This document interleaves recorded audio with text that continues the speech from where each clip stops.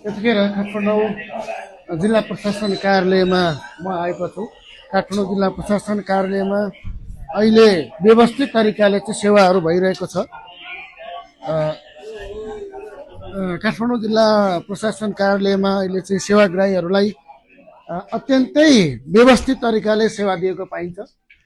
Passport चाहिँ normal passport 1 हप्ताभित्रमै सिडिओ कार्यालयले दिने गरेको छ।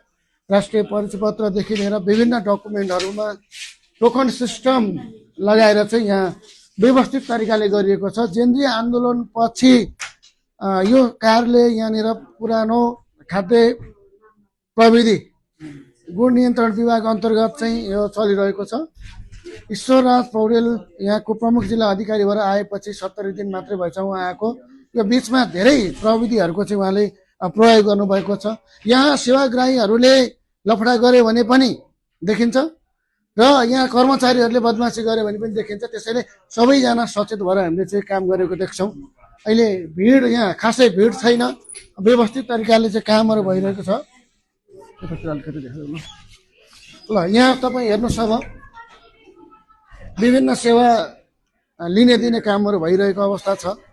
यहाँ नयाँ नागरिकता शाखा यतापट्टि छ, नागरिकताको प्रतिलिपि लिनको लागि यहाँ छ र सेवाग्राहीहरू सबै टोकन लिएर लाइनमा बस्नु भएको छ र काठमाडौँ जिल्ला प्रशासन कार्यालयले दिने सेवाहरू यो चाहिँ प्रत्यक्ष रूपमा चाहिँ सिडिओ साहबले निगरानी गरिरहनु भएको छ भनेपछि अहिले सीसी क्यामेराले मार्फत सिडिओ साहबले त्यसलाई चाहिँ चेन अफ कमान्ड उहाँसँग छ र सिडिओ कार्यालयमा अहिले चाहिँ जेनजी आन्दोलन पछाडि साँच्चीकै रूपमा चाहिँ यो अगाडि बढेको छ र सेवाग्राहीहरूले सेवा लिइरहनु भएको छ। मैले केही सोध्न चाहिँ चाहिनँ किनभने उहाँहरू सबै आफ्नो कामहरू गरिराख्नु भएको छ। हामीले व्यवस्थित तरिकाले नै सेवा पाएको जस्तो हामी देखेका छौँ।